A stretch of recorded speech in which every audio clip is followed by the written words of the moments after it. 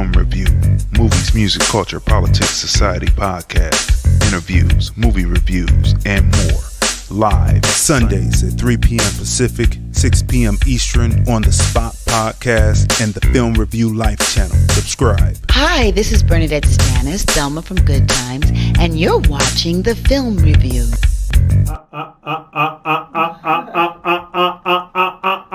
What's going on, people? Welcome to hashtag TFR Podcast Live, the Film Review, movies, music, culture, politics, society podcast. We are your hosts. I'm Crazy D. I'm Tracy. And we review movies, music, culture, politics, and society. And do we have a jam-packed show for you today? The Film Review, movies, music, culture, politics, society podcast, episode 148. The husband and wife team, that's us, review the latest in television programs, how much of it is really programming our minds. Snowfall, premiere, Hip Hop Undercover, Your Honor. If not the most racist episodic on television, tell us one more racist than Your Honor. We're going to get to that. Coded bias. Should some of us be worried about false positives with the way AI is constructed? What about the robot police dogs, soon to be robot police, released in NYC? Smash the share button, smash the like button. Let the people know that we are on. Tag at least 5 of your friends in this, because we are on and we are bringing the information and the topics necessary to make it happen today. First of all, before we go any further, how was your week? I know I haven't been asking you that lately, but it's good to ask right now. How was your week? It was just, trying to get through this COVID. We lost a family member, another family member during this COVID period. So, and then seeing what other people have been going through in other parts of the country, right? I just read a couple of days ago, 11-year-old died from hypothermia in one of the cities in Texas because his parents, they didn't have any heat in the house, right? So, I mean, it's just a lot going on. A lot going on. It seems like it is. Oh, and lastly, I'm like, every day I watch the news, and I'm watching and listening to the press secretary, and I'm waiting for that George Floyd bill or Breonna Taylor bill to be passed, because I've seen multiple bills, prepared to be passed. And I know many campaigns were built on the back of the deaths of Breonna Taylor and George Floyd, but a bill hasn't rolled out yet. So, and everyone's like crickets. So everybody that was like cheering and wanted to be political and everybody get out and vote, do it for your ancestors. Nobody's doing anything about the ancestors that just passed. This is true, and so that's why we are. It's just interesting to me how people have amnesia, and some people have gone back to their lives, right? While there are many people struggling, because, like, I'm one of the ones who, this is not a fad. I watch the news. We're part of the news, right? So you see how many people, just a couple committed suicide, what was it, Saturday? And then before that, you see people killing their children, and it's just like, people are out there starving. They're waiting for another stimulus check. So since everybody wanted to be so political, shouldn't you kind of be pushing a person who you pushed into office to kind of maybe think about the families out here who have children, who can't afford to feed their children, or themselves, people who have lost their jobs and who are waiting on a stimulus check. Meanwhile, we're passing multi-million-dollar bills for Silicon Valley, as well as for other huge organizations and structures. Meanwhile, we're forgetting about the average everyday person. So it's just kind of like all of this fake woke people. It's kind of like a little irritating. Right. Because the so-called woke really aren't woke. It was just a fad. Just a fad. That's just right. Just a fad. So it makes it seem like it is a dysfunctional government propped up by people who are within the middle of dysfunction. Right. Smash the share button, smash the like button. The phone lines are open 213-943. And people who get involved in politics because it looks good and maybe it'll be good for their next project. Because if they really cared, they would make sure that the person that they pushed would be pushing bills to help a community that they so-called care for. That's true. 213-943-3358. The phone lines are open. So that was my week. That was your week. That was my week. I can see that your week was complex and perplex. And just, observing, a tribute to Tanya, your show Observations, just observing how people move and what they say, what comes out of their mouth versus what they actually do. Right? So, which is so hypocritical to me. I always find people like that fascinating because they forget that the platforms that they push don't just automatically disappear when they go on to their next project. Because there are those of us who remember what you said and what your candidate was going to do. And meanwhile, babies are out here starving and dying and nobody's caring. Because people have moved on to, guess what? Their next project. Okay, I'm finished. Right. Which brings us to the first review of the night, right?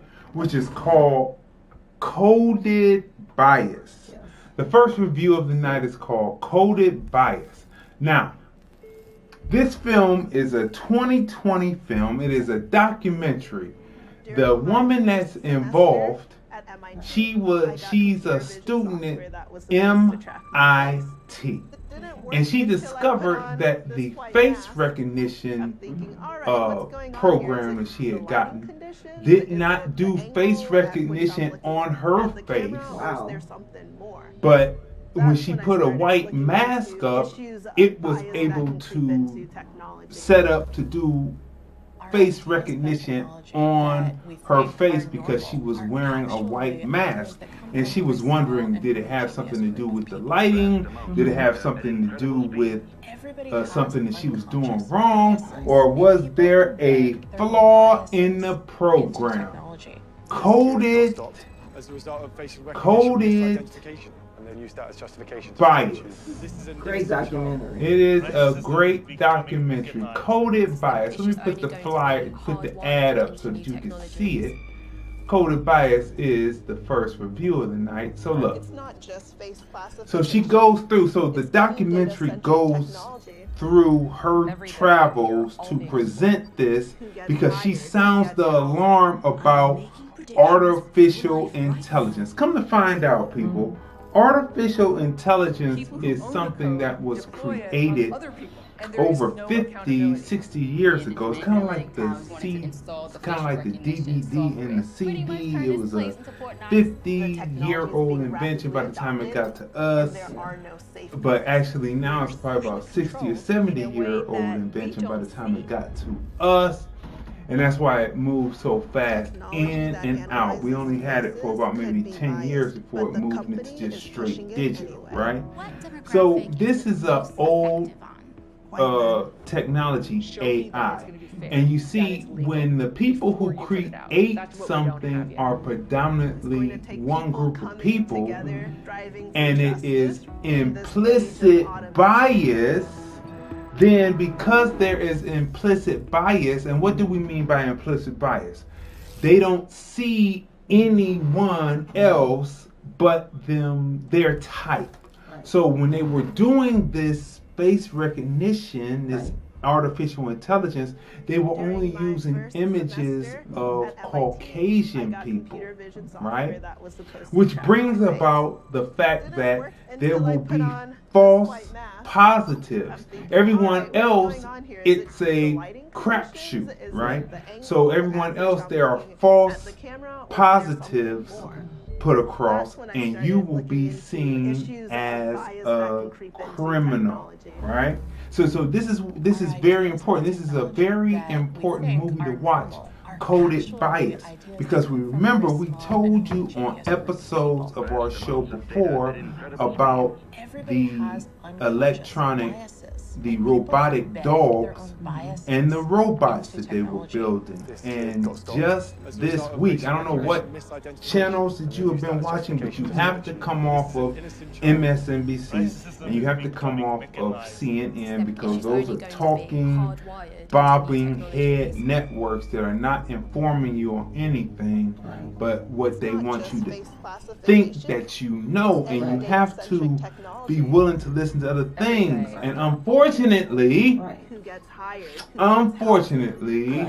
Fox News is bringing the information that is necessary outside of, you know, their stance, what they stand for. But the news that they bring is news that you can use. And this week, NYC are releasing the robot dogs out to patrol the streets. Now, and I've seen only one person spoke up against this, and that's AOC. You know, she sees how dangerous it is to have these robotic dogs, right, walking the streets. And patrolling the streets. They're not really walking. Yeah, they're patrolling all right, because they're going to be, you're right, not walking, because they will be attacking many innocent people. According to the data from this documentary, a lot of innocent people are going to be harassed again. They're there to collect information. They're there to collect photographs. And if you have now remember, how does this all tie in? Let me finish with what's happening in New York, and then we're going to tie this into this movie. Why you have to watch this movie called Coded Bias. How it all ties in. We told you about the robot dogs 2 years ago now. How are you? People say, "Oh, Jesus, Jesus, Jesus! Oh, the Lord, the Lord, the Lord." How is Jesus and the Lord gonna help you against the animal that not an animal, against a robotic system that is created that does not believe in God?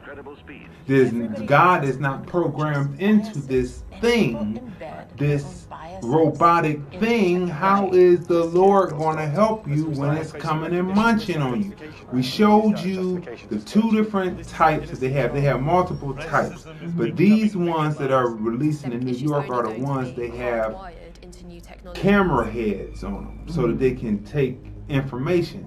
Soon they'll be releasing the next dogs that have jaws, steel jaws that can open doors, pull the door back, and enter in, and the other dogs enter in. These dogs can pull a 10-ton truck. These dogs are powerful, these robot dogs. And how are you going to defend against a robot dog? Now, if I'm looking at the Democrats, I'm going to be nice, because you know what I do. I usually call them Dixiecrats right now, right? But if I'm looking at the Democrats, right, and I'm looking at them, and I'm saying, okay, they let the other cities, they let the cities go down during the summertime. They let anarchists do what they wanted to do, and they said it was peaceful protest. It would only appear to me that they did that so that then they could go on ahead and release the dogs. And release these dogs, which will lead into RoboCop, which will lead into the robots. Have you seen the robots by Boston Technology that are nimble. They showed the robot dogs and Boston Technology robots dancing. They have got them down to a balance and to a science where they're 260 pounds, 300 pounds, and they're coming at you and they have more force than you, more strength than you. How are you going to stop the robots? Do you have your kids in IT? Do you have your kids writing code? Do you have your kids in IT? Do you have your kids writing code? If you care about your people, make sure that you smash the like button, smash the share button, tag people in this people, and let people know that this broadcast is on, because this is very important. What is the correlation between this and this movie called Coded Bias? What is the correlation between the two? If you have a technology that was created by Caucasian scientists and all they did was program in images of themselves, and when the technology is put out there, the people have artificially put in pictures of criminals, right? They artificially put in images of criminals, and there are false positives being produced off of these images because sometimes people have the same bone structure, right? But they wouldn't be the person, and it's been predominantly looking at Caucasians, and then they have a bone structure of a non-Caucasian, and then they false positive. In this film, they false positive a young black boy, junior high school age, middle school age, 14 years old. They stop him in the middle of the street, take him to the side. He's rubbing his nose with his hand. You know, like how some kids don't have tissue. And he's trying to rub his hand's nose. They fingerprint him and do him. They're looking for him, and the person they're looking for is a full-grown man, but because he was false positive, they detain him and take him to the side. Now, what if he and his friends who stuck by his side made him late to school? How is he going to explain that? What if he had gotten unruly? They would have slammed him down, put their knee on his neck, and he probably would have been a statistic. Right? So how all this ties in, they're releasing the police dogs, and you need to see this movie. So it's very important. It's quite interesting. So my take on it, my opinion, from watching this documentary, right? And so the whole defund the police, you move over the human beings, the human policemen, so you can intentionally move in a robotic police force. Right. Mm-hmm. That's it. That's what they did. Okay. This film is available on Vimeo. You can search it on Google. Coded Bias movie on Vimeo, and it will come up and you'll be able to watch it. It's $12, but it will be the best $12 that you will spend. Now, let me say first of all that this young lady is actually an African. She's an African, but she's at MIT, but she became concerned, and this is not only just the black issue, it goes across the world, and it shows you different aspects in different countries of how AI is potentially going to be misused to put people in bad situations. That's the little boy that they took over to the side, right? That you see in the trailer there, how it can be used to collect data on people when they are unsuspecting, but the cameras are looking and collecting data on you, and next thing you know, you're hemmed up by police and you don't even know what's going on. So see this film, Coded Bias. Storyline, because there's not really a lot of a lot of cinematography in it because she's just telling the story with her camera, right? So cinematography is not even an issue. The storyline is a 10. Introducing you to who she is and introducing you to the various players in it that are being subjected to artificial intelligence, that's a 10. The narrative, the through line on this is strong 10. Her going up to Capitol Hill and to a hearing and sounding the alarm. Her being able to be influential in stopping Amazon from providing police around the country with facial recognition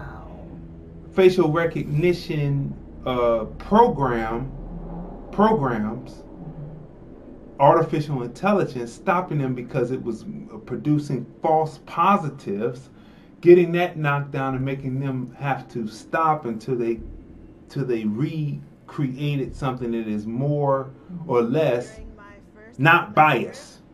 That's a 10. So she did her job, and she was unbeknownst to her, she is doing something that was really something that would help people. Do you have your people in AI? Do you have your people in IT? Do you have your people writing code? Your kids should be. It should take a generation, but we need more of us at MIT, more of us writing code, more of us affecting change in artificial intelligence, or we're going to be sitting ducks. And we hate to bring this Debbie Downer on the first show, but this is very important because they're releasing these police dogs in New York, these robot dogs, and soon they're going to be releasing them in all the different Democrat-run cities that are out of control. They're going to be releasing these dogs, and what's coming after the dogs are RoboCop. And it affects all people of all races, all financial groups, everyone. Just like COVID doesn't discriminate. This whole AI situation affects everyone. And now, I mean, it's sad to say, but I feel now I have to start saying to people, not just you, because a lot of people, I don't think, they think about themselves, but it will actually affect your children, your grandchildren, your great-grandchildren, because we can't be with our loved ones all the time, right?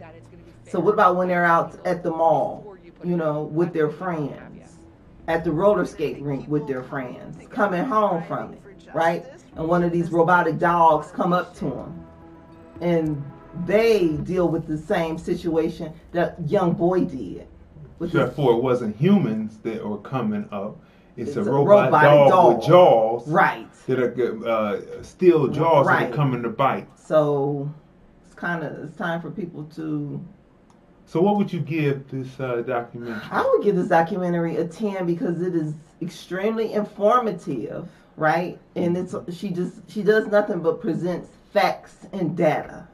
Mm-hmm. No opinion involved. Her opinion isn't involved. She presents actual facts and data. So, I mean, she did a really great job on this documentary because we just saw a story not too long ago, and there was, I believe, Walmart. They are going to replace many of their cashiers with robots. That's right. So, I mean, and they're already doing it in some of the fast food places. So, we've seen it done, and we saw this done in the casinos like a few years ago. Yeah, they got. Yeah, they did this like years automated ago. tellers. They had them off to the side. Right. And now they're going to be computers. Right. And you're going to be talking to the roulette wheel lady, and she's going to be automated on the screen. Yeah. So now law enforcement will be robotic. So great documentary. Yeah. I love how she She gathers data and presents facts all around the world. And you see how this affects everyone. Yep. It's really, really good documentary. So I give it a 10. I do too. Let's keep moving. All right, so this right here, I don't even have a trailer for it because I said it didn't deserve a trailer. We have been watching this for weeks, waiting for it to be over because we weren't going to give it anything after we saw where it was going. This is Bryan Cranston, and this is one of the most racist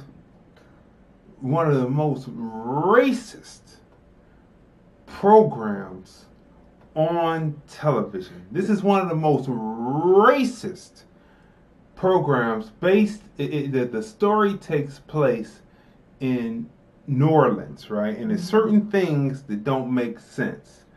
You hear a person wheezing on the phone. The person who's wheezing is the one that's trying to talk to the 911 operator. Right. The gangsters find a broken inhaler at the scene of the crime, and for some reason the Irish guy that's supposed to be the muscle for the gangster that lives in New Orleans didn't put 2 and 2 together, and they blame it on a little black kid who is picked up driving a said to be stolen vehicle, but in actuality, Bryan Cranston's character, which is, what's his name? Michael, is it DeSada? Judge Michael DeSada. Right. His son hits a kid. His son is Adam DeSada. Yeah, Adam DeSada. His son, honoring his, going down to where his mother was found murdered, down in, it looks like it's the 9th Ward. Right. He goes down there placing a picture of her and placing some flowers, and some black dudes, some black chicks come up and say, well, what are you doing here? What are you doing here? And he all of a sudden, he starts to run like, why are you down the way if you can't talk to the people that are down the way? He starts wheezing, gets into his car, he starts wheezing. He's having an asthma attack. He drops his inhaler down. Right. Now let's go back. The gangster in this story, who is played by Michael Stahlberg. And his name is Tommy. Yeah.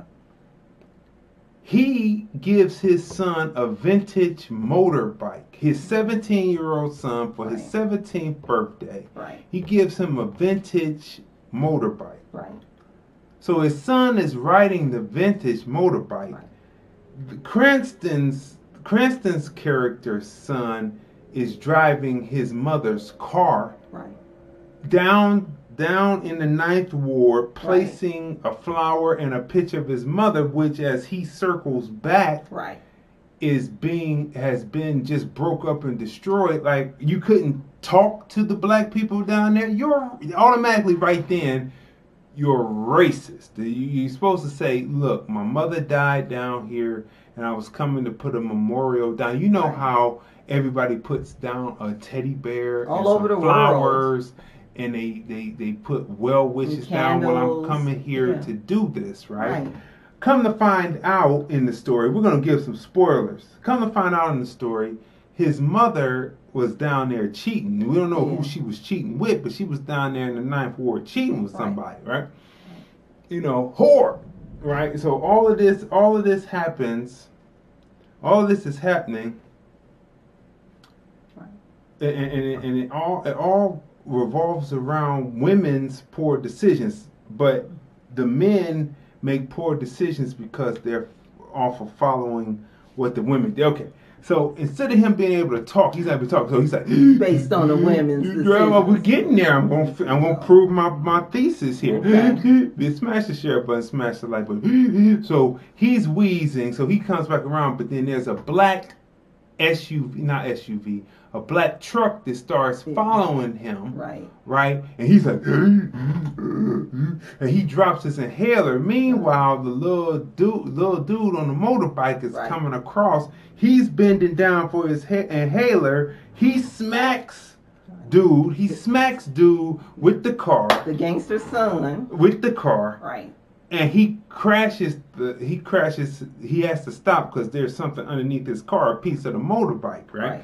And so he has to stop, but he's like, so he's getting out and he's trying to get to his inhaler, and so he inhales once, and then he goes over there to the guy, and he was trying to help him, but he died, so he's calling 911. So they have the copy of the 911 tape. I'm jumping around. So they're thinking that that's the son wheezing, when really the person knew that the person who was on the phone was the person that was trying to make the 911 call. If she knew that, how come you didn't know that? And the inhaler is right there by the dead son's side, still there where the dead son was, because they had scooped his body up, the coroner's office.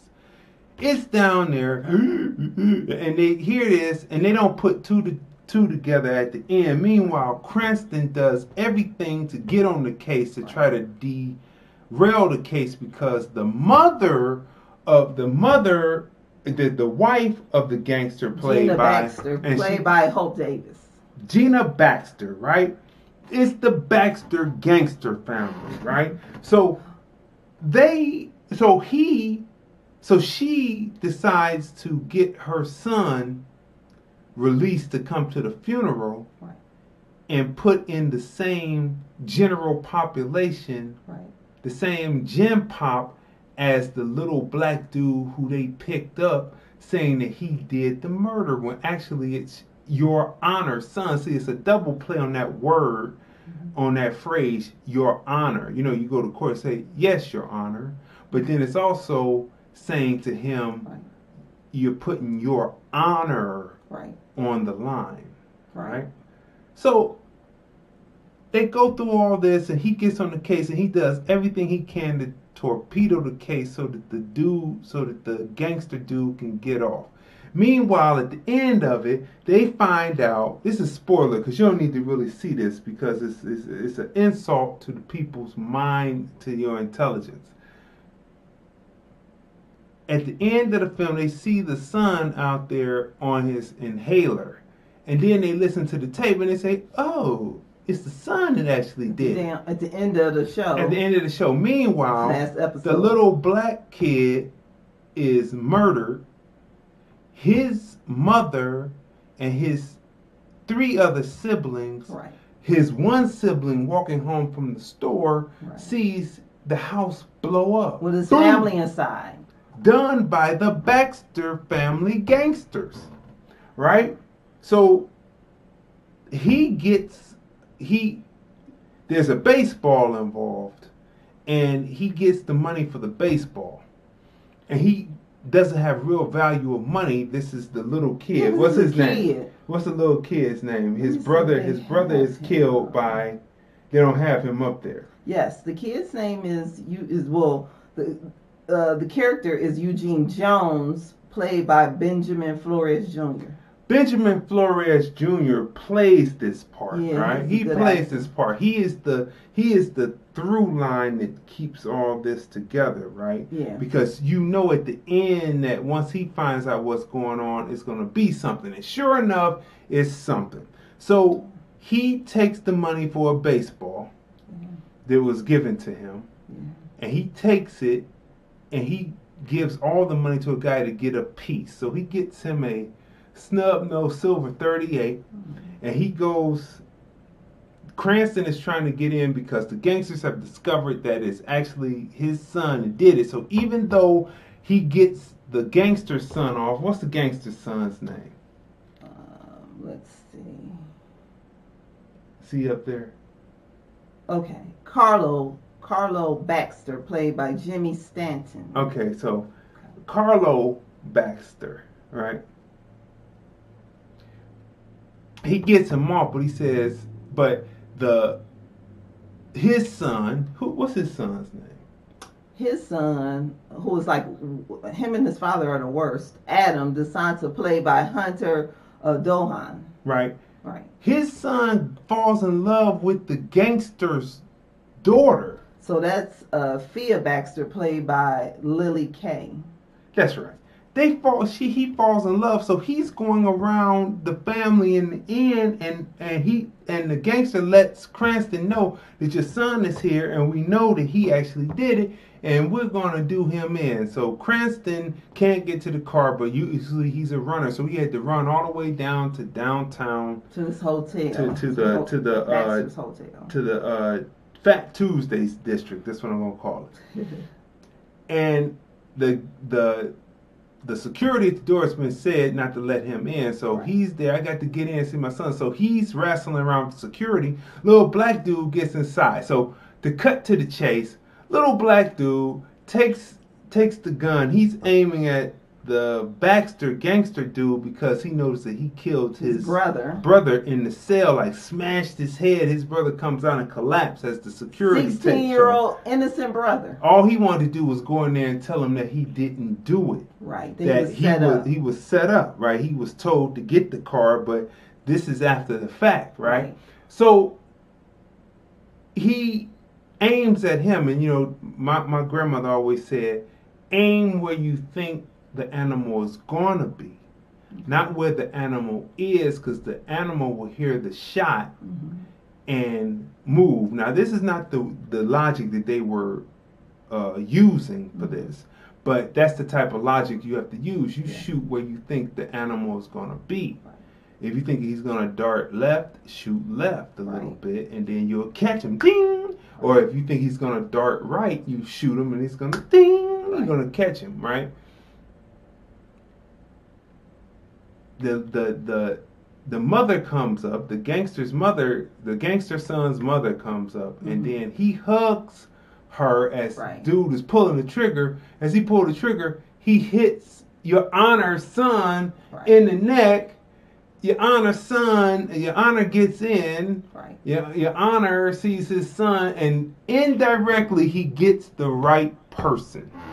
But it is a racist fest from beginning to end. It is something, I don't know where Bryan Cranston even played this, even though there is justice enacted at the end. It is a bad situation for all people black. Once you see this, there is a line of people who their lives have been destroyed, all based on this judge who is supposed to be an honorable judge, who has a reputation for being an honorable judge. Instead of being honorable and making his son stand up to the crime he committed, he's covering it up. He's covering up his son's crime. And in the midst of this, he's destroying other people's lives, throwing them under the bus, throwing them under the bus throughout the whole damn show. And you're getting pissed and you're getting frustrated to the very end. And I'm like, this is the worst ever. I'm like, okay, so it's got to turn out better. It's got to turn out better. So you're going through all of these episodes. And then at the very end, the youngest child, the only living child, because again, mother gone, his siblings, his older brother who was 16, who was murdered, a whole family blown up, and literally a bomb in their home, and he sees this as a child coming home from the store, and he sees his family's home blown up with his family inside of it. This is a kid, so everybody around him, they've been lying to him. Even the so-called people in the community who are supposed to be protecting him also knew that his brother was set up. They're the ones who set him up. Exactly. So I mean, it's just so he couldn't trust the black ones, he couldn't trust the white ones, he couldn't trust nobody. And so he got the gun. He did what he had to do. But indirectly, he got the person. It was only one person who could trust, but she was blindsided too. She was blindsided too. Right. Right. So, cinematography on this, I give it a 10. It's cinematography. It's a hard storyline to swallow. It's not a hard storyline to swallow, but it's frustrating because at each episode they leave you with a cliffhanger, and you're like, what? This shit is moving so slow to where it's like, you're like, what? And so the storyline is a 10. The character development, letting you know that this person who is an honorable judge when times are good. See, it's that old adage.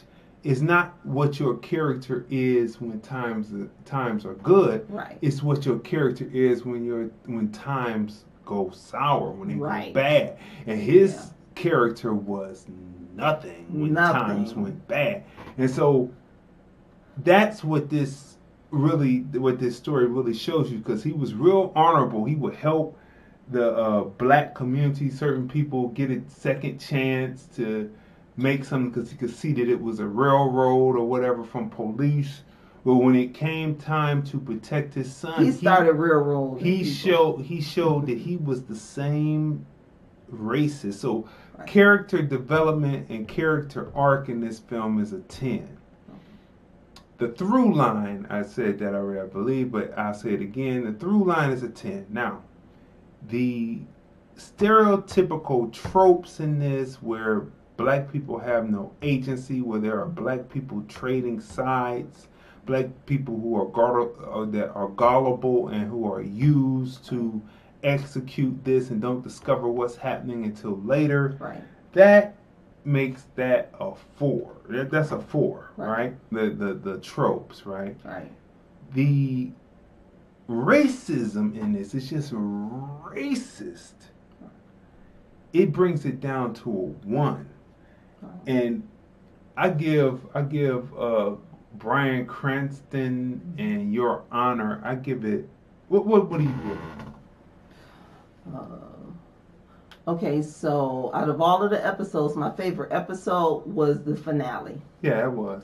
So how do you review, like what type of score do I give it where, I mean, it's like the best episode is the last episode. That's not good.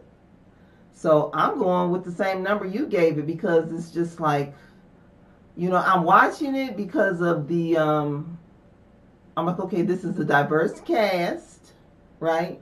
Thought it was going to be something different. Right. But the blacks in this had no agency. Not even the ones who are supposedly politically connected.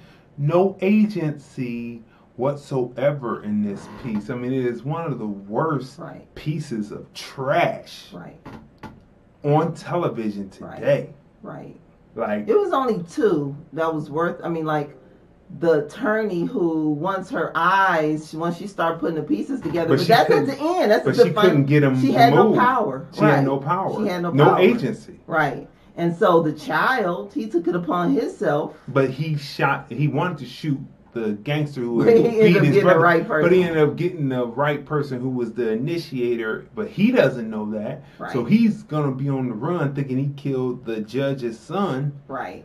But he's actually the one who caused it, but he wanted to get the gangster. Right.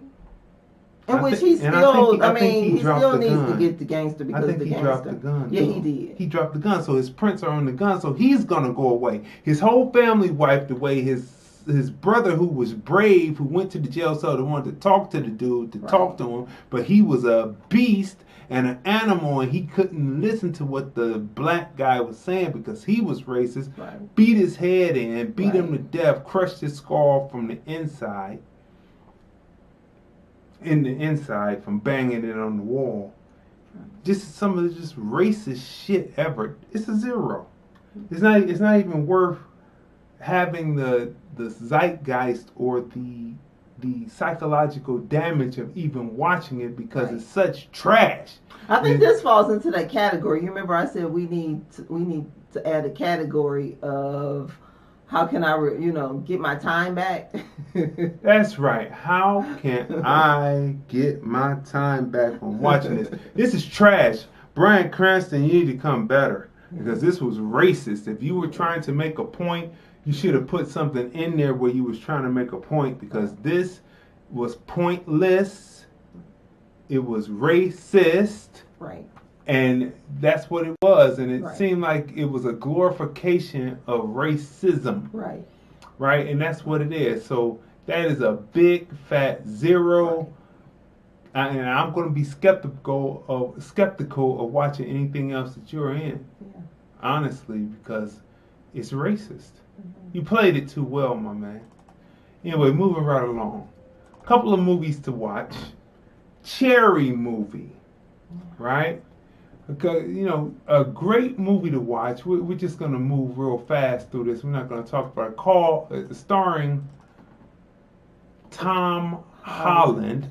You know him from the Devil All the Time movie, right? It's a coming-of-age story. Talks about war. Talks about the coming of age of this character. It's a well put together piece. Yes.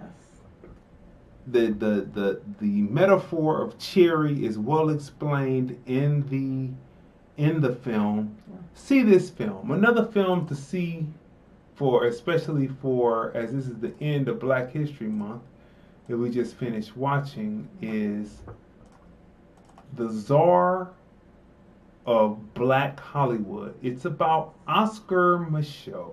Oscar Micheaux, the first American Black independent filmmaker. Right. Make sure that you see this film. Make sure that you see both of these films. This is put together by an independent film company called Block Stars Music Television, right? It's a beautifully put together documentary. It really opens your eyes to Oscar Micheaux. Yeah. And some of the time you're sitting up there and you're saying like, what are you doing, my man? What are some of the decisions that you're making? So it's not, it's a no holds barred look at a man that comes of age during the turn of the century from the 1800s into the 1900s, right? And being the first at doing what he's doing. So I would definitely say, see this film. You will enjoy. See both films, Cherry and The Czar of Black Hollywood. Okay, on Cherry, the filming locations, guess where? Where? It says Cleveland, Ohio. Cleveland, Ohio, that's right. It was based because, they talked about Shaker Square and they talked about different places like that. So Cleveland's getting a lot of films done there. Our home Jesus space. and the Black Messiah. Jesus and the Black Messiah. All right, people. So our next film that we're going to be talking about Judas and the Black Messiah. Judas and the Black Messiah. I don't know what. Anyway, I'm listening to you and not going. But so our next film is Allen versus Pharaoh. Right? Allen versus Pharaoh. Right? HBO Max. HBO Max. This is a 4-part series. We came in and we saw the first part of it. It is about Woody Allen and what's her name? What's her first name? Mia Farrow. Mia Farrow's relationship. They had I guess you could call it a common law relationship where he was a de facto father to her children, 2 of her children that came through her first marriage, and then she had some adopted children during the first marriage. Right. And she kept on adopting children, kind of like Josephine Baker did, right? Mm-hmm. And she was adopting children, and so Woody Allen came in and, kind of came in as a de facto father to these adopted children. Right. But he took a fascination to one of the children named Dylan in particular. He took infatuation. He was infatuated with this little girl, Dylan. Right? Now, you would think that he would be more infatuated because she's just a little, because Mia Farrow adopted her when she was a baby. Right. Little bit after that, Ronan Allen, or Ronan Pharaoh, he's taking the name. His biological son. His biological son. You would think that Ronan Pharaoh would be the person that he would take interest in because he could teach him how to direct. He could have something where it passed on. His ability to direct would pass on from him to his son. But no, he took no time with his actual biological son. He took time with the Dylan adopted daughter, and he started taking so much time with her that it started to become and look creepy. It started to become and look creepy. To the point that he had her sucking his thumb, and he said that it helped soothe her to suck his thumb. And what you discover in the piece is that there is a grooming taking place, that by what is alleged, by what you see on video, because Mia Farrow filmed everything. She filmed everything. She videotaped everything. So they have all of this footage, and they have the interviews, and even the podcast is very interesting. And for those who know the story, you know that he went off and married one of the adopted daughters, one of the Asian adopted daughters. He went off and married her, right? So while he was infatuated with the little girl Dylan, he was off with the college, the one that had been around. He had been around them for years, and she was off in college. She was now college age, 19, 20, and he had done something that Mia Farrow discovered. So while he was doing this with the little girl, grooming her, he goes off later and he marries Sung Lee. I know that's not her name, but he goes off and marries Sung Lee. So this is a very interesting documentary. We tell you all the time, guard your children. Protect your children. Protect your children. Like, guard your children. Like, have your children around you all the time. Don't let your children go spend the night over your people's house, because you don't know what your people don't have time to be watching. Because from what we saw in the documentary and heard from the podcast, because there's a podcast also, right, that goes along with the documentary. Both of them just as interesting. Keep your interest. They do. And according to the podcast as well as the documentary, they're all talking about how he acted, how Woody Allen, how he interacted with Dylan, right? As well as some of the other children, right? But the daughter who he's married to, it's kind of like no one saw that coming. Because no one saw like the interaction with him and her. Matter of fact, Mia was surprised when she opened up the drawer. When she found something. She found pictures. I was trying to lead that for people. I mean, well, they'll see what type of pictures, because there are different types of pictures. But they'll see what type of pictures that Mia Farrow finds regarding her daughter, right? So, this documentary, it's like a onion. Like, they're peeling it like layer by layer. And I'm like, okay, so all of this information was kind of thrown out there, and this is just episode 1. So this is just episode 1, and all of this information has been just put out on the table. It's kind of like, woo, what are we going to learn from the next episodes? I mean, because it just seemed like everything was put out there in episode 1. And it was just some shocking information because, like, we grew up watching Woody Allen films, right? Mm-hmm. And just to learn all of this stuff, and it's not just coming from one source. It's just like a bunch of different people all giving their different stories and point of views and their interaction and like what they saw. So it's interesting how all of these puzzles are, like the puzzles being put together by all of these different people. And it's just, wow. I mean, it's sad. It's sad. And it's interesting how the media at the time covered everything and was slanted more towards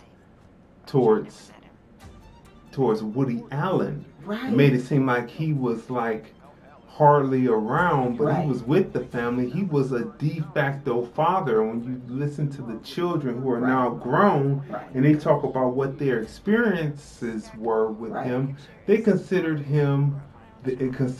Woody Allen their father.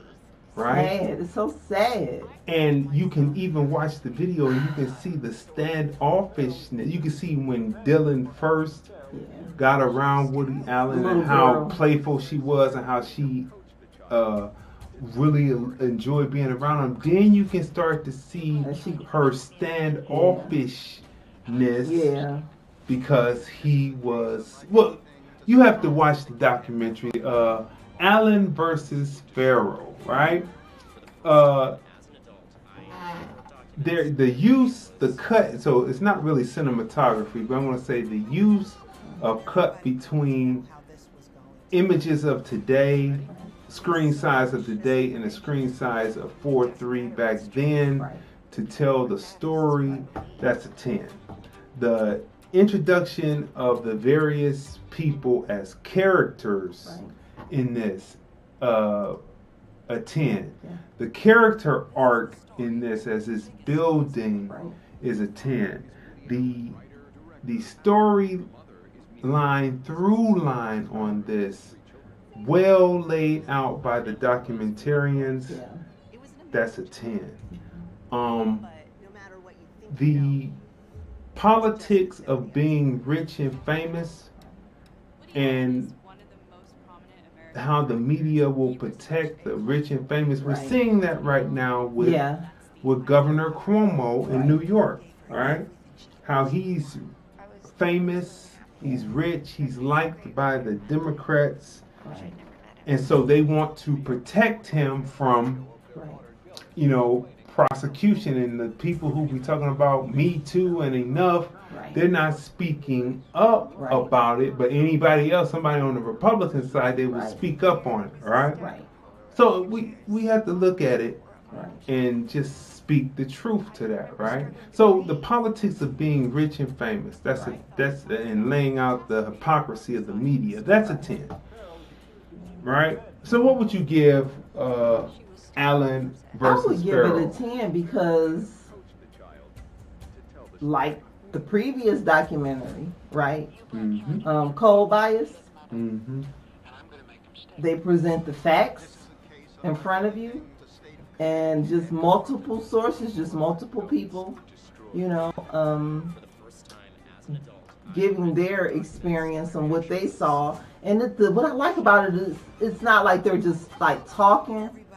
It's all being told through video, right? So you're actually seeing the interaction, and the story is being told by the actual videos. Yeah. Right? You can see it. Where you can actually see it through the video. Right. And then again, we listen to the podcast afterwards. Yeah. So it's just well done, and it's just sad. And then you see Dylan as an adult. Right? And that's what struck me. Because I remember when the story broke, Woody Allen's camp, they said that Mia Pharaoh was forcing her little daughter to say these things, right? Mm-hmm. So, well, now Dylan is a grown woman, Mm-hmm. and she's telling her story. That's right. And you're seeing the videos To go along with it. Like, we're seeing her as a newborn baby, you know, and we see the first episode, she's, I think, about 5 or 6? 4 or 5. Yeah.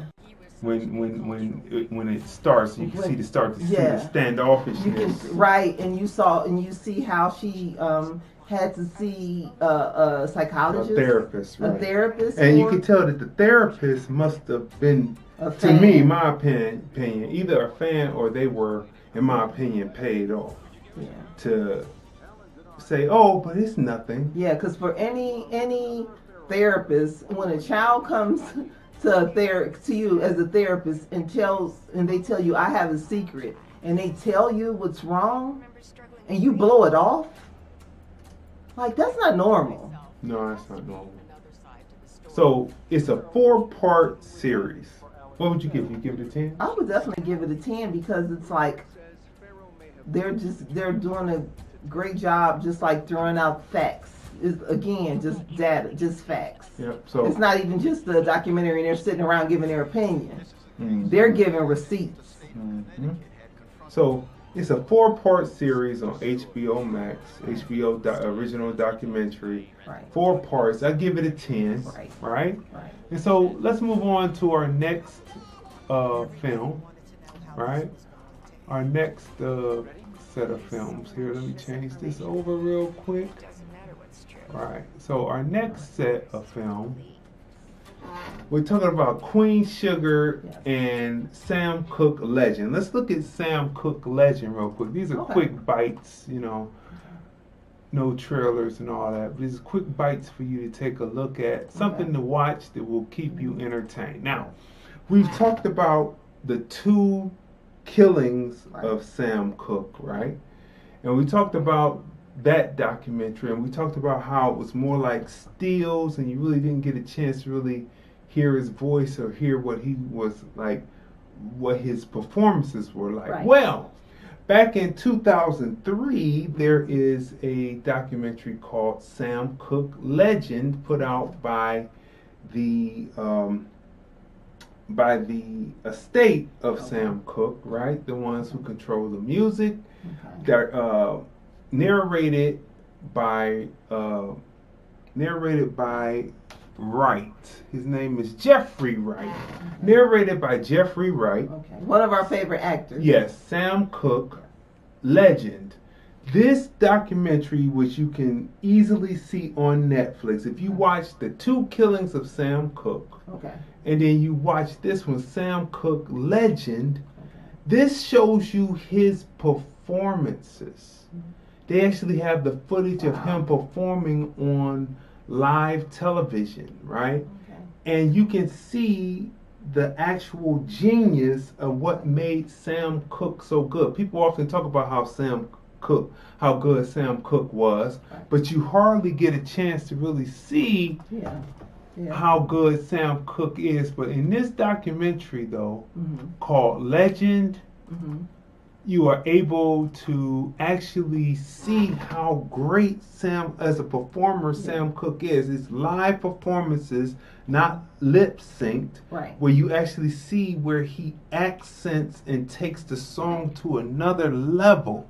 It's like when I went to this industry event that was for retail establishments, and Destiny's Child just coming out with No, No, No, and they had the remix with Wyclef, and I got to see Beyonce take that song to a whole nother level. And I said, this young lady is gonna be a star. And so this is what this shows you. You want to see Sam Cooke and his full ability, watch the documentary Legend. It's on Netflix. If you want to know more about the crime, watch the 2 killings of Sam Cooke. And then there's another one on there that I haven't had a chance to watch yet that said that is named after what he told the woman who did what she did to him. Lady, you shot me. right? Yeah. So the other thing to check out is the new season Yes. of a show called Yes. Queen Sugar. We have been looking forward to this season. Right. But it's something, from what we see, looking at the first couple of episodes, it's going to visit the arrival of the virus that we are all subject to. It's going to visit the arrival of the virus to St. Joe's Parish, the virus that we are still afflicted with today. Right.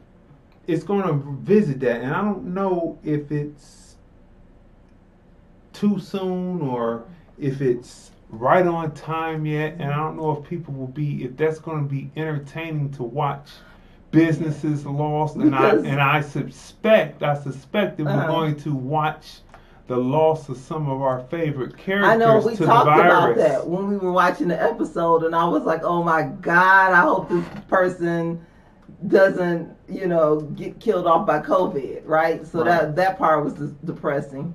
But I was happy for Queen Sugar to come back. I've been waiting for this season. It was great to see all the characters back. And it'll be interesting to see them maneuver during COVID. Well, to me, I don't find that to be the least bit interesting, because but I don't know if it's going to be entertaining enough for people to want to watch. But they may survive. Well, we're still going through COVID, but I have a feeling we're going to see them. We're still going to see the storylines, the stories that we were going to receive. We're still going to get, but I believe they just, added COVID, and then we're going to see them wearing a face mask, right? Yeah, but they're going to show people losing their businesses because it goes past that April 17th or April 1st date. Right. Because they said it was going to be just 2 weeks. It turned into But then months, it may fall. years. We may go back to seeing Aunt Vi, who was successful selling her pies, right? So she may go back to selling her pies from home. She still has the kitchen. Maybe she'll use the diner as like a kitchen. And even though her shop is shut down, she may still continue to sell her pies from her home, right? So, there's the upside to it. Because personally, I've seen people still push their businesses and still do well through COVID. Yeah, but I just don't know. People will determine through the feedback if it's too soon to be telling the story of COVID but they had to do something because they were in the middle of it themselves. Right, so you can't ignore it. So, so that's another one to watch. We really can't rate it yet because, But I already feel like it's going to get a 10 because the previous episodes is a 10 and the writing is great and the acting is great, and the first episode that we saw was great. So I give the first episode a 10. The cinematography was beautiful, as usual. The acting is great. The writing was great. The new character they added. Not too much of a big fan of her. She doesn't seem like a nice person. Right. Is she going to catch the COVID? No, but anyway, look. Maybe she'll be the one to catch it. But anyway, so so be on the lookout. Watch Queen Sugar just started. Yeah. Watch it on demand, then watch it, regular season. And then to be determined. Okay.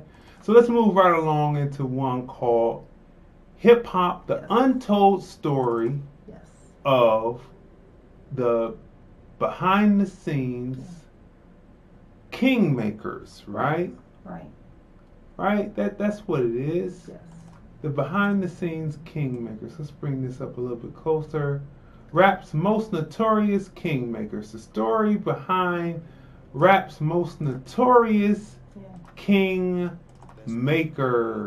right? So this documentary details five kingmaker. See, in hip hop music, Right. hip hop is a music that comes from the streets, right? And because it comes from the streets, all the rappers, all the hip hop rappers who come through may have known the streets, but they may not have been in the streets. Right. But to negotiate and go to other cities to what they call check in and have the permission of those who are the ones who run the cities, you have to check in. This is the story of those particular group of people, 5 of those particular people. You ready for right? me to name? Yeah, go ahead and name. Eugene Henley, known as Big U, Mm-hmm. right?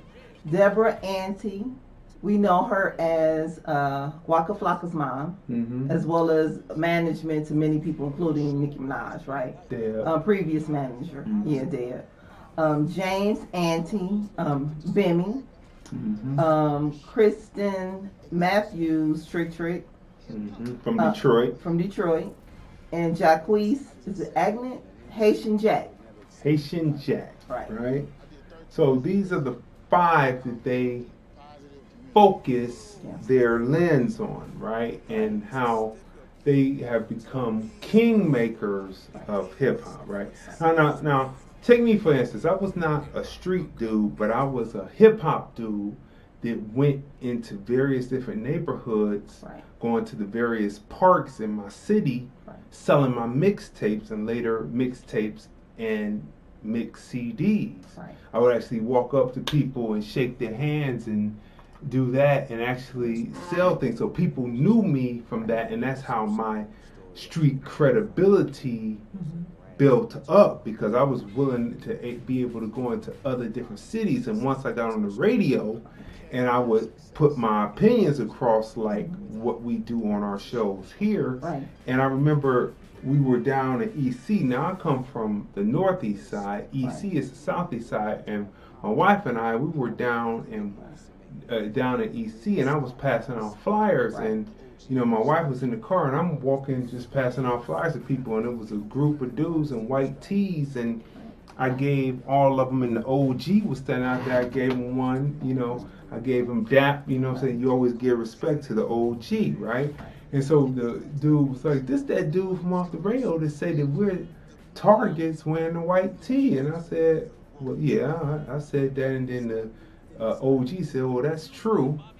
You know what I mean? And then he gave me dap, and then I went on my way. But it's the street cred. You get street cred from being able to be there. I wasn't a street dude. I wasn't doing street dude things, but I was out there and selling cassettes and CDs to street dudes, or passing out flyers to street dudes. So my name built in many different neighborhoods around Cleveland, Ohio, right? And so that's how you build street credibility, right? And so this story, however, is about street dudes and street women who got into the music business and used their ability that they already knew how to hustle, and they took that hustle game and turned it into success within the hip hop music game. And that's what this story is about. Hip hop, the untold story of rap's most notorious kingmakers. And we just labeled it out. It is worth watching. It is I don't know how many part series it is, but when we ended, we saw up to part 3, up to part 4.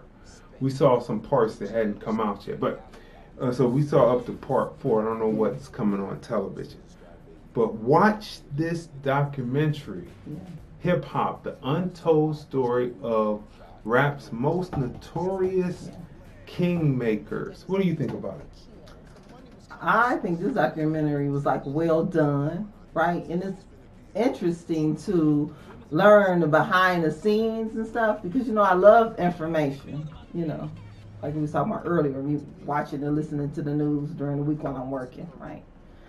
So it's just to learn the backstory, right? And how they grew up, right? And their love for their people in their community and the music, and how they made stars, right? Mm-hmm. And it's just well done, because this is the first time that we've seen a project put together like this that gives roses while they're alive. That's true. Right? Mm-hmm. To the people who helped so many artists. Mm-hmm. And so this FX Hip Hop Uncovered is a really, really good docuseries. Mm-hmm. Yeah. So that's another thing. People are watching FX, mm-hmm. or they go to see a 20th Century Fox movie, right. or they watch FXX, right. or they watch, again, FX. Which is regular Fox. But they're not watching Fox News. They're all under the same umbrella. Yeah. Yeah.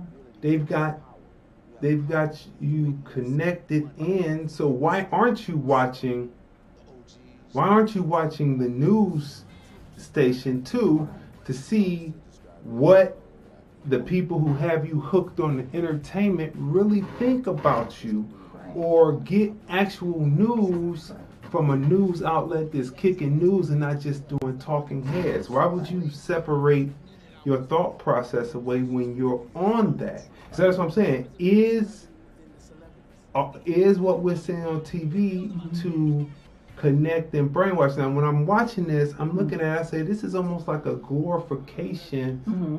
of, as black people, having to do wrong to get to the right. What about being the person who does right, but gets the street cred, like I described before, to move forward? How about that? And then move forward, and then be able to bring out acts and push groups and things, right? That's what we're looking at. So, is this programming our minds to something, right? It is again, we weren't in control of it, and we're still not in control of it actually, right? So let's look at it. Cinematography on this is a 10, right? Introduction of the 5 various characters and various artists that were around as characters. That's a 10.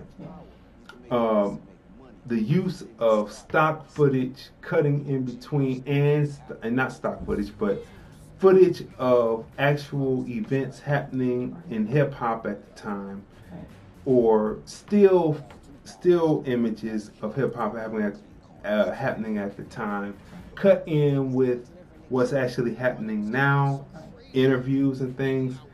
That's a 10. Character development and character arc, introducing the character and then the character arc of each one. Beautifully done. That's a 10. Yeah. The way that they cut between and they introduce you to each character, then they come back to the story, keeping it fresh, keeping it moving, and not keeping it linear, but keeping it non-linear and keeping it moving. That's a 10. Sound quality 10. Images 10. Using film grammar to actually tell the story. That's a 10. So what do we got to say about it? What would you give? Definitely a 10, because like I said, I love the storytelling, mm-hmm. and like you just said, I love the way it's cut. Like it jumps from you'll learn one story and then it'll go into another story, and it keeps it fresh. It keeps it interesting. And before you know, that episode has gone off and you're like, dang, it's off already. So it's so interesting. And you're glad that you can binge watch. Yeah. So I definitely give it a 10. Yeah.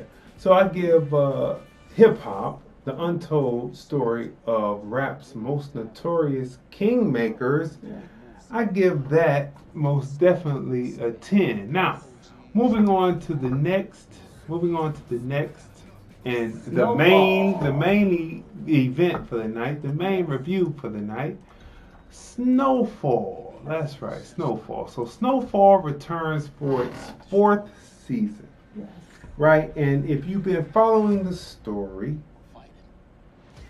you know that our main protagonist was shot up. We know this is our first year. season without John Singleton, right? That's right. First season without John Singleton, and our main protagonist has been shot up, and he's coming back in. So he is in a diminished state right now, Yes. having to come in because things have gone haywire without him being in charge. The different factions of people who are being supplied are now warring with each other. Yes. Let's go through the cast. Okay. Starring Damson Idris. He plays Franklin Saint. Let's see. Of course, it decides to all disappear at one time. Okay, so Damson Idris plays Franklin Saint. Carter Hudson plays Teddy. The detective. The detective.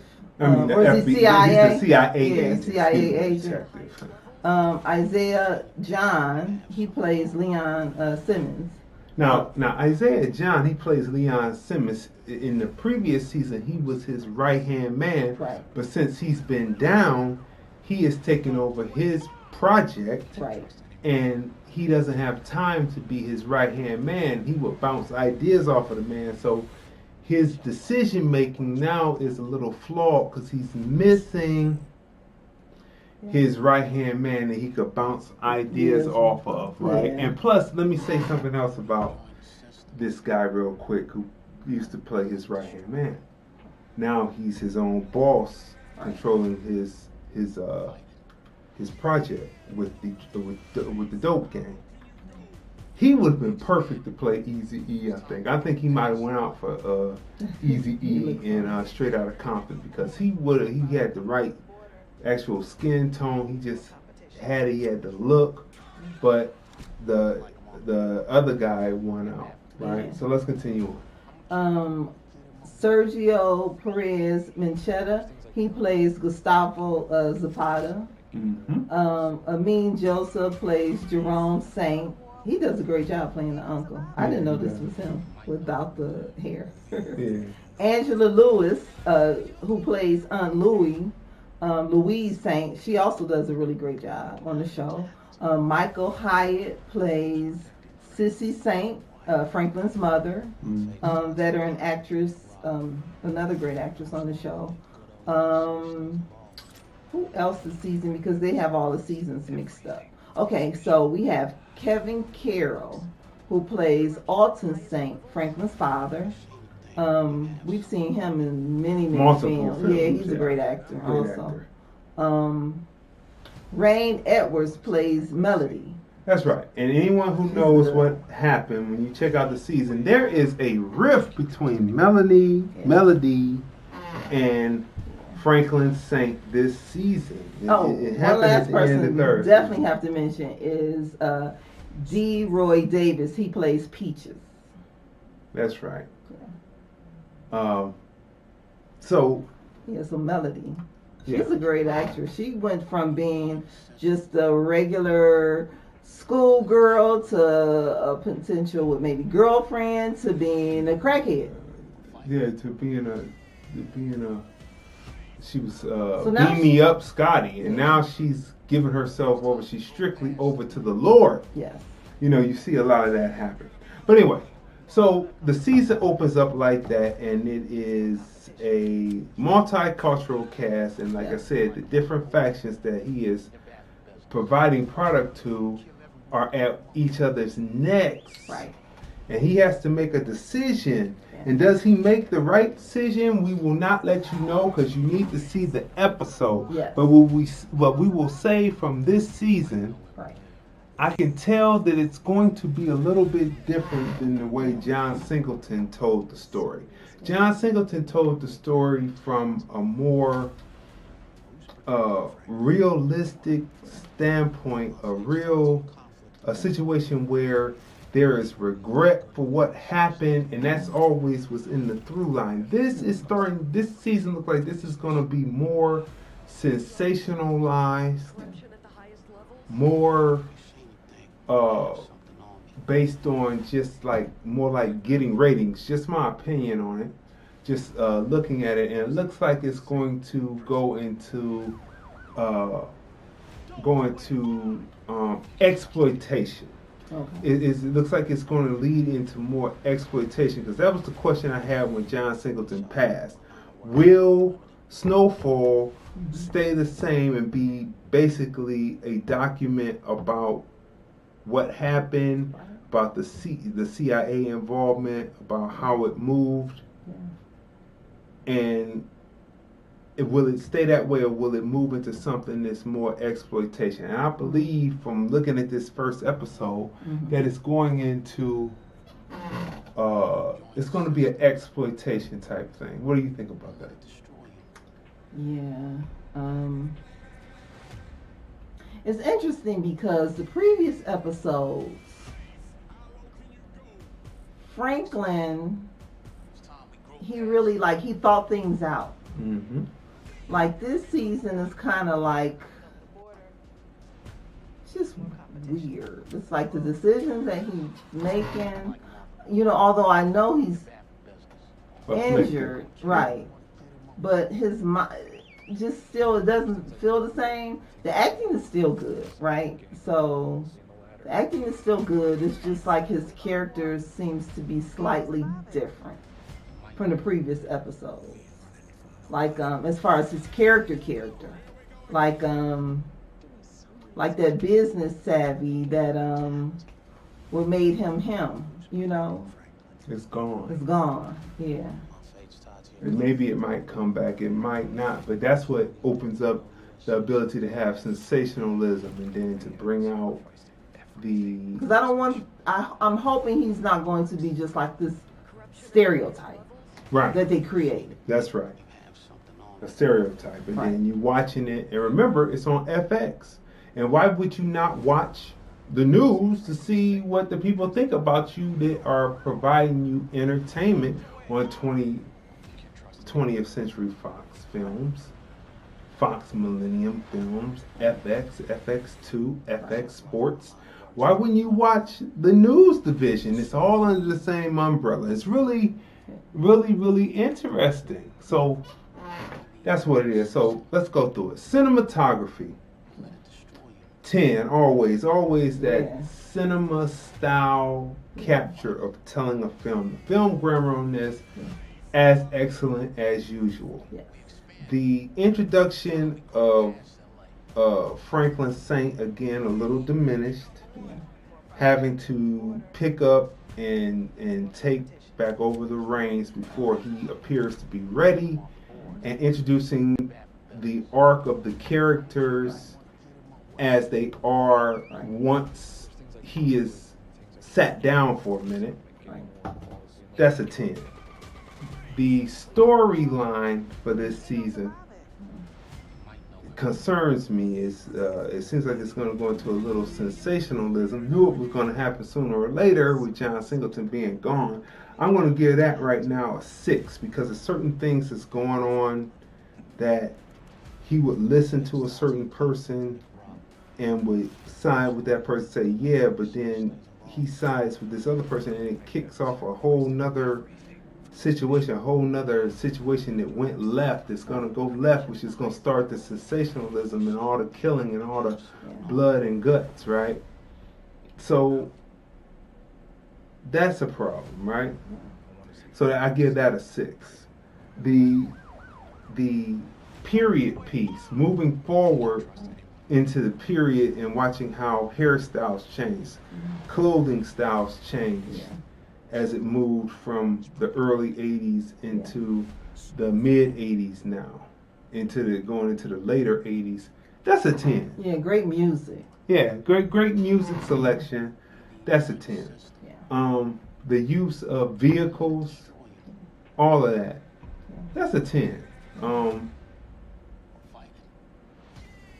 Sound recording, sound reinforcement on it. You know, the gun battles, since you're there, since we're going to be there, that's a 10, right? as far as sound is concerned. So for me, I give it about. I'm going to give it. What would you give Snowfall? From what we see from this first episode, going into the season from this. So first from what episode. I see, the first episode, I'll give it an 8. I'll give it an 8, and I'm still hopeful that the second episode, Franklin will gain his legs back, right? His mental legs back. Mm-hmm. Yeah. So I'll give it an 8, and I'm hoping that the second episode everything will start coming together mentally for him. Yeah, I'm gonna give it a 9.2 because it's a 6 on that one level on what they're doing with the sensationalism. Okay. I'm giving it a 9.2. Okay. It's something to watch, but if it gets into this and ultimately gets to where there's no agency for the black people in it, they got this Asian reporter in here now that's gonna disrupt things. She's gonna be smarter than all the Negroes. Nobody needs to see that. So I mean, hey, whatever they do. But anyway, people. So that's it. I mean, we have just come to a conclusion of another great episode of our show. Can you believe it? And check out Cherry, the film we reviewed, can be seen on Apple That's TV. right, Apple. It's in theaters right now. Is it? But it's going to Apple, right? Okay. So, another thing. We covered it a few weeks ago. Mm-hmm. It was released with This Weekend. Is it The Government versus Billie Holiday? Yeah, that's right. And so, again, watch our episode where we reviewed it. Great film on Hulu. Starring Andrea Day, directed by Lee Daniels. Check it out. That's right.